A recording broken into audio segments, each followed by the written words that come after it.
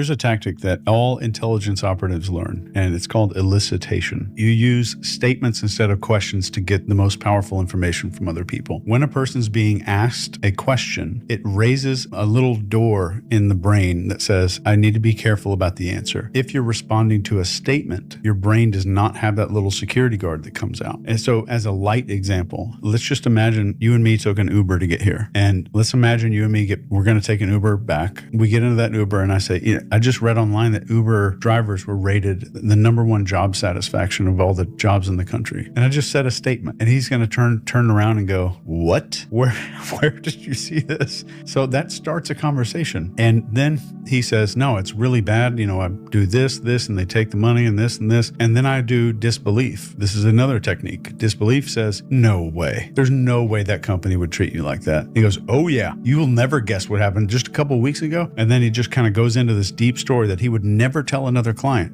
Who does he tell these stories to?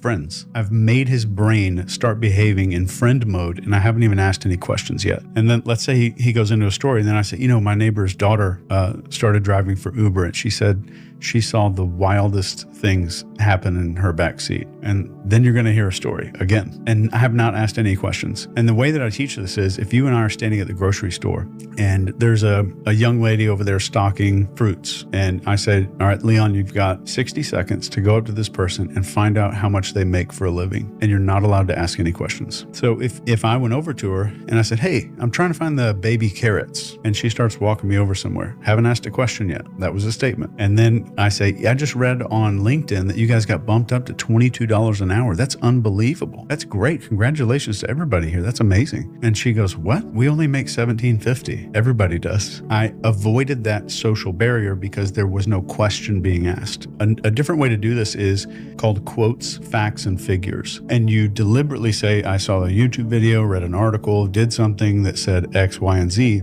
and it triggers a need in the human brain that's almost irresistible. And it's called the need to correct the record. And the next way we do this is just making what's called a provocative statement. So let's say I asked you what you do for a living and you say, well, I make YouTube videos. Now I'm starting this new podcast thing and it's been interesting. It's been a good career change. And I say, wow, YouTube, that has got to be challenging. And then it starts coming out. It's like people can't resist. And then let's say you said, well, yeah, it's challenging. We did this, and monetizing and YouTube language and whatever else. And I said, I cannot imagine what that is. That's got to be really stressful. It's got probably keeps you up at night. And then when I'm editing videos and then let's say you just talked about editing a video and I said editing videos and then you would keep talking.